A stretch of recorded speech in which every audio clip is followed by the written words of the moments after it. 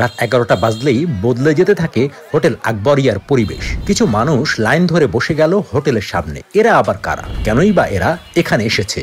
এরা আসলে গরিব দুঃখী যারা স্টেশনে থাকে বা বাইরে ডিস্ট্রিক্ট থেকে আসছে, কোন জায়গায় যাইতে পারতেছে না, একবেলা খাওয়ার আসে যারা ঘরে, তারা এই রাতে জানে আমরা প্রতিটা দিন ঝড় তুফান যে সময় বৃষ্টি হোক আমরা খাবার দিব, তারাই এখানে আসে মূলত।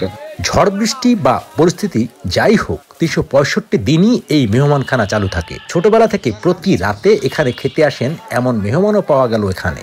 এই যে 5 তারিখে দেশের ভিতরে অনেক ইয়ে হয়েছে, তারপরও আমরা ওই দিনও খাবার দিচ্ছি। 30 বছর মতো প্রত্যেক দিনই খেতে, যখন বাইরে যাই এখন খাইনি, বাইরে থেকে আলে তারা খাইনি। সবই দেয়, সপ্তাহ অন্তর মনে করেন নাড়ু দেয়, গোল্লা দেয়। আমি বস নিয়ে সই নিয়ে আসছি বলবো বস নিয়ে বসে থাকে তো ছোটবেলা থেকে আসো? ওই স্টেশন থাকলো তার দেয় তো আগে দেয় নিয়ে যাবে খাই। এই অবস্থা 2-4-10 বছর নয়, যুগের পর যুগ ধরে রাত 11টায় এখানে আপ্যায়ন চলে।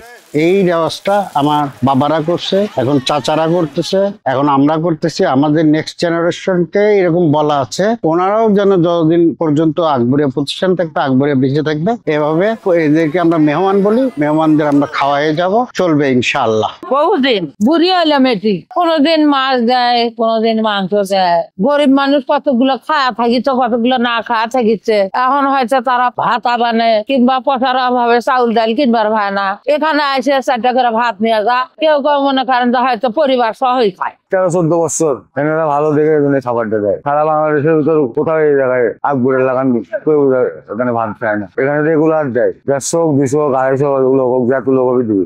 রোজার সময় এখানে রাতে 250-র বেশি মানুষ ভিড় করেন। আর ঈদের দিন তো বিশেষ খাবারের ব্যবস্থা আছেই।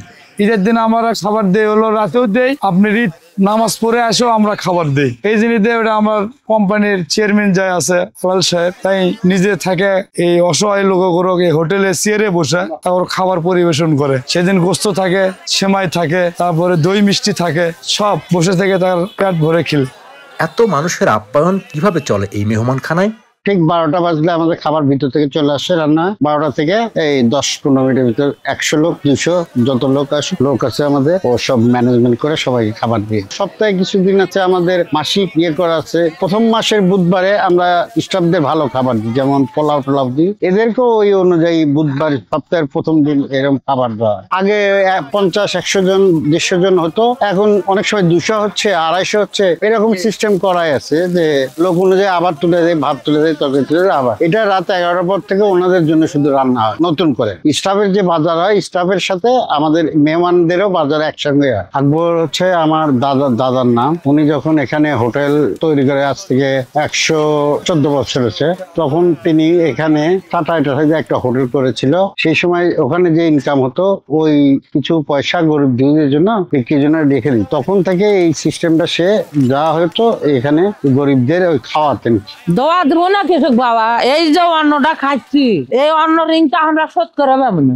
আল্লাহর কাছে দোয়া করি বাবা, আল্লাহ যান তাদের পিতা মাতা ময় মুরব্বী যারা বেঁচে আছে তারা যেন সুস্থ থাকে, যারা মারা গেছে তারা যেন ব্যস্ত বেশি হয়। এলে কই আমরা এখানে চাকরি করি, ডিউটির পাশাপাশি আমরা এখানে সেবায় নিয়োজিত থাকি। আমাদের ডিউটির টাইম শেষ, তারপরও আমরা ফ্রি ভাবে ওখানে আমরা মেহমানদারি করি। নিজের ইচ্ছে থেকে আমাদের ভালো লাগে। দূর দূর থেকে আসে, অনেক হোটেল খোলা পায় না, তারাও এখান থেকে খাবার নিয়ে যায়, খায়, ভালো মানুষও খায়। তারপরে অনেক নাইট গার্ড আছে, তারা তো ভাত ছাড়া আনে না, অসহায়, তারাও এখানে এসে খায়। আরো বিভিন্ন লোকজন আসে, কোনো লোকের মানা নেই। বাংলাদেশে আপনার এরকম আমার জানা মতন চোখত কমই পড়ে ওসিয়ত হিসেবে তারা খিলেচ্ছে, তারাও অনেকে সব পাবে কি ইয়ার আশায় খিলেচ্ছে। এমনও পুরানা মানুষ আছে, তারা মনে করেন খাইতে খাইতে তার লাঠি পুঁতি আরো লোকজন তারা নিয়ে আসে, তারা জানে যে এখানে খাবার পাবোই 12টায় গেলে, এই হিসেবে সবাই আর কি উজ্জীবিত হয়ে আসে। আমরা ওই টাইমের ভিতরে খাবার দিয়ে চলে যাই।